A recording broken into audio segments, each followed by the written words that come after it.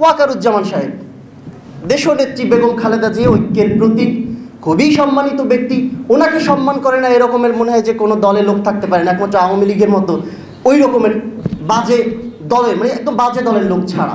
তার ওখানে গেলেন, বললেন সৌজন্য সাক্ষাৎ, 40 মিনিটের কথা বললেন, কেউ জানে না। ওয়াকারুজ্জামান সাহেব যদি এখন রেডিও টেলিভিশন সেন্টারগুলোকে দখল করে গিয়ে বলেন বিসমিল্লাহির রহমানির রহিম, আল্লাহর অশেষ রহমতে করুণায় আমরা ক্ষমতা দখল করলাম, তো কি হবে? হবে এটাই যে বাংলাদেশের অসংখ্য মানুষ তার সমর্থনে রাস্তায় মিছিল নিয়েও নামতে পারে, এই ধরনের মানসিকতা পোষণ করে।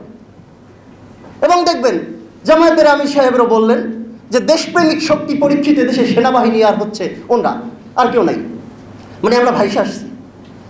তা এই যে আলাপগুলো, এর মানে হচ্ছে ষড়যন্ত্র বাহির থেকে করে, আর সেই ষড়যন্ত্রের পোলট আমাদের দেশে সাজে, আর সেটা বাস্তবায়ন করার জন্য আমাদের যথেষ্ট পরিমাণে সাংবিধানিক, আইনি এবং মনস্তত্ত্বগত যথেষ্ট পরিস্থিতি আমাদের রয়েছে। তো কিভাবে মোকাবেলা করব? ডাকসু নির্বাচন গুরুত্বপূর্ণ একটা আলাপ।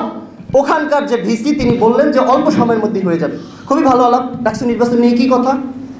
যদি এখন ডাকসু নির্বাচন দেওয়া হয় তাহলে বাংলাদেশের সবচেয়ে বড় দল তাদের ছাত্র সংগঠন প্রভাব বিস্তার করবে, অথবা আমাদেরকে আগে দিতে হবে, আর তারাও এটা দিতে চাচ্ছেন না, না পরে হবে। তার মানে ওই রকমই একটা কিছু। এর মানে প্রতি বছর ডাকসু নির্বাচন করতে গেলে সরকার একটা ইন্টারিম গভর্নমেন্ট লাগবে। আমাদের দেশের কাঠামোগত কারণেই স্বৈরাচারী এবং ফ্যাসিস্ট মানসিকতায় আমরাও তৈরি হয়েছি। তার কারণ কি? দেখবেন গণতন্ত্র এত ভালো জিনিস, ইউরোপ আমেরিকায় এত ভালোভাবে গণতন্ত্র চলে, আর আমাদের দেশে গণতান্ত্রিক ব্যবস্থা এরকম ফ্যাসিস্ট হয়ে ওঠে। তার মানে হচ্ছে আমরা ভালো না। বাংলাদেশের জনগণ যদি ভালো হইতো তাহলে ইউরোপ আমেরিকার মতো গণতন্ত্র চলতো না। চলছে না কেন? এরকম প্রচার আছে না, বাংলাদেশের মানুষ খারাপ, বাঙালি এরা কোনোদিন ভালো হবে না, মানে এরা ইউরোপে যেয়ে খুব ভালো করতেছে, আমাদের এখানে ভালো হচ্ছে না, এটা প্রচার একদম এস্টাবলিশড আমাদের সবার মধ্যে। কিন্তু ব্যবস্থাটা কি আমরা কখনো বিচার বিশ্লেষণ করে দেখেছি যে ইউরোপের গণতন্ত্র হচ্ছে পরস্পরের মতকে শ্রদ্ধা দেওয়া, জনমতকে শ্রদ্ধা দেওয়া এবং জবাবদিহিতার একটা কাঠামো। আর আমাদের দেশের সরকার ব্যবস্থা কাঠামোটা হচ্ছে এমন, একবার ক্ষমতায় গিয়েও যা খুশি তাই করতে পারে, তারপর রিকল করা তো দূরের কথা, ওর বিরুদ্ধে কথা বললে সেখানে আইনাগর তৈরি করে আমাদেরকে সেখানে ধ্বংস একদম শেষ প্রান্তে নিয়ে যায়। তাহলে আমাদের ব্যবস্থা নিয়ে আলাপ করতে হবে। আসলে না, মনস্তত্ত্বগত দিক থেকে, উন্নত চিন্তার দিক থেকে ইউরোপ আমেরিকা পাশ্চাত্যের থেকে আমরা মোটেই কম নয়, বরঞ্চ আমাদেরকে ওটা শিখাতে বাধ্য করেছে যে ওরাই একমাত্র ভালো, বরঞ্চ আমরা পিছনে। আমাদের দেশে গরিবরা ভিক্ষা করে 10 তলা বিল্ডিং করে, ব্যাপারটাকে আপনি কিভাবে দেখছেন আমি জানি না। তার মানে ভিক্ষা দেয় মানুষ, আন্তরিকতা আছে, আমাদের মানবিক হৃদয় আছে, সেটাকে কাজে লাগিয়ে বাংলাদেশে নিয়ে যেই সমস্ত দেশগুলো পার্শ্ববর্তী, এটা আমেরিকা হতে পারে, চীন হতে পারে, এবং আমি সরাসরি বলছি ইন্ডিয়াও হতে পারে, সেই পোলটকে ভেঙে দিয়ে যেভাবে ছাত্ররা সরকার টেনে হিস্ট্রি নামাতে পারে, সেইভাবে টোটাল কাঠামোকে চেঞ্জ করে ছাত্ররাই বাংলাদেশকে পরিবর্তন করতে পারে। একটা ব্যবস্থাকে আপনি ভেঙে চুরে তছনছ করে দেবেন, এটা খুব সহজ। গায়ের জোর দিয়ে বড় দুর্গকেও আপনি দুলিশ্বাত করে দিতে পারেন, কিন্তু একটা কুঁড়েঘর তৈরি করতে গেলেও সেখানে প্রত্যেকটা পরিকল্পনা থাকতে হয় খুব সুন্দরভাবে। আর সেই পরিকল্পনা এবং কিভাবে করব সেইটা বোঝা পড়ায় যদি আমাদের কোনো রকমের ঘাটতি থাকে, তাহলে আমরা সেই বিদেশি কোনো শক্তির দাবার গুটিই হব। বাংলাদেশের ছাত্র সংগঠনগুলোকে এখন যেভাবে কথা বলতে হবে সেটা এমন, বাংলাদেশ এবং বাংলাদেশের বাইরে বাংলাদেশের স্বাধীনতা, সার্বভৌমত্ব, আঞ্চলিক অখণ্ডতার বিরুদ্ধে যারাই যে কোনো রকমের ভাব নিয়ে আসে সেটার এগেইনস্টে এমনভাবে জনগণকে বক্তব্য তুলে দেওয়ার সময় ছাত্রদের এখন এসেছে যাতে তারা দূর থেকেই ভয় পায়, এই ধরনের চিন্তাভাবনা থেকে দূরে সরে দাঁড়ায়।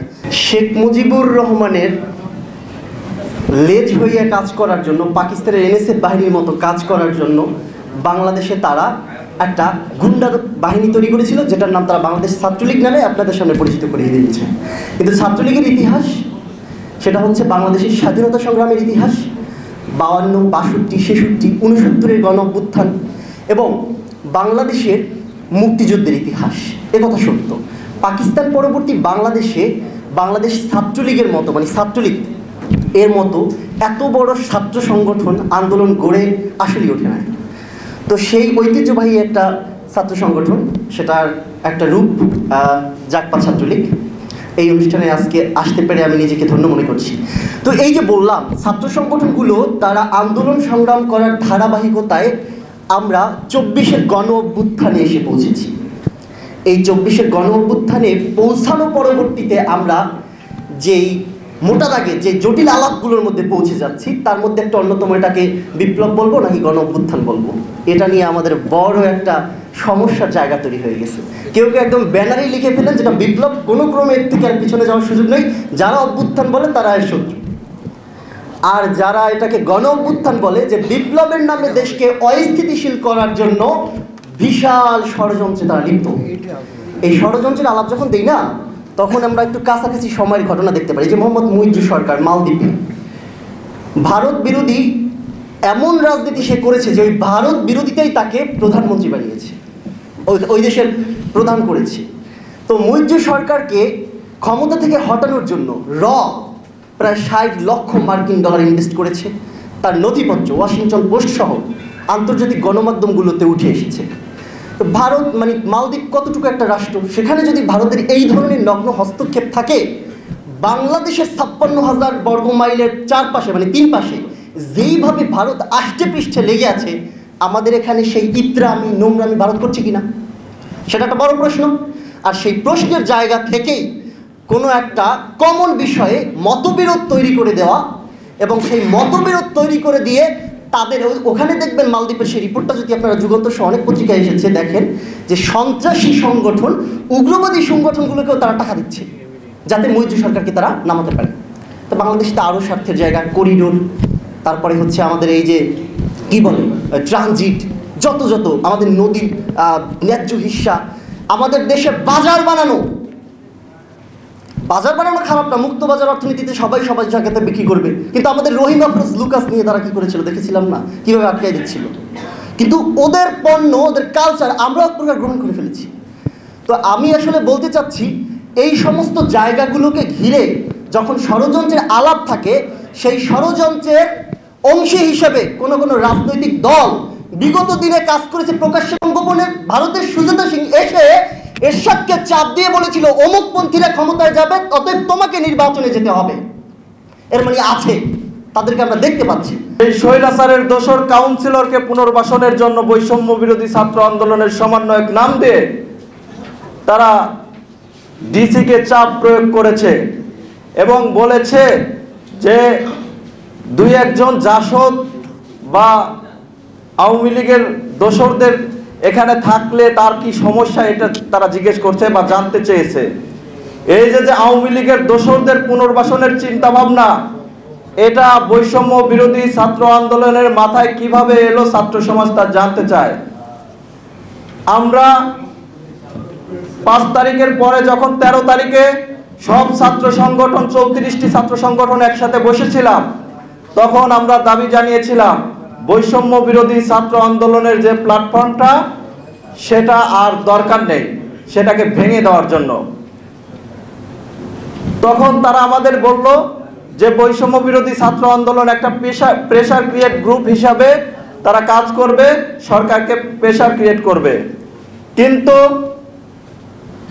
পরবর্তীতে আমরা যখন প্রস্তাব দিলাম একটা ছাত্র কাউন্সিল হোক, যেখানে ছাত্রদল, ছাত্র শিবির সহ বাংলাদেশের যত ছাত্র সংগঠন আছে সবাই একসাথে ঐক্যবদ্ধভাবে একটা কাউন্সিলের মাধ্যমে একটা নেতৃত্ব তৈরি হোক, যেটা প্রেসার ক্রিয়েট গ্রুপ হিসাবে বাংলাদেশে কার্যকর থাকবে। কিন্তু সেই ছাত্র কাউন্সিল তারা ঘোষণা দিয়েও পরবর্তীতে এটা বাস্তবায়ন করেনি। কোন স্বার্থে? এখন বিভিন্ন জায়গায় তারা কমিটি দিয়ে বেড়াচ্ছে। কমিটি দেন, সমস্যা নাই, আপনারা রাজনৈতিক দল করেন, সমস্যা নাই, কিন্তু প্রকাশ্যে করেন, গোপনে না। আপনার হিম্মত থাকলে আপনি প্রকাশ্যে রাজনৈতিক দল করেন, এটা কোনো সমস্যা না, আমাদের এখানে কোনো আপত্তি নেই। কিন্তু একটা সার্বজনীন আন্দোলনকে যখন একটা নির্দিষ্ট গোষ্ঠীর কাছে নিয়ে যাবেন, আপনারা বলবেন যে এখন আমাদের ঘোষণাপত্র লাগবে, আমাদের স্বীকৃতি লাগবে। আমরা জাগপা ছাত্রলীগ এখানে আছে, এছাড়াও আরো অনেক সংগঠন আছে যারা রাজপথে সক্রিয় ছিল, এদের কি অবদান নেই? এদের কি ঘোষণাপত্রে বা তাদের কি স্বীকৃতির দরকার নেই? শুধু আপনারা সীমিত কিছু লোককে এখানে তাদেরকে আর কি স্বীকৃতি দেবেন, সেটা দেশের মানুষ তো মেনে নেবে না। কারণ এটা সার্বজনীন আন্দোলন ছিল, বাংলাদেশের প্রতিটি ছাত্র জনতার আন্দোলন ছিল। সেই আন্দোলনকে, মুক্তিযুদ্ধকে যেমন আওয়ামী লীগ নিজের বাপদাদার পৈতৃক সম্পত্তি বানিয়েছে, আপনারা সেই রকম নিজের বাপদাদার পৈতৃক সম্পত্তি বানাতে চাচ্ছেন, যেটা বাংলাদেশের ছাত্র জনতা মেনে নেবে না। ডাকসু সহ সকল ছাত্র সংগঠন, সকল ছাত্র সংসদ নির্বাচন বাংলাদেশে অতি দ্রুত কার্যকর করতে হবে। আর তা যদি না করতে পারেন তাহলে আপনাদের দরকার নেই।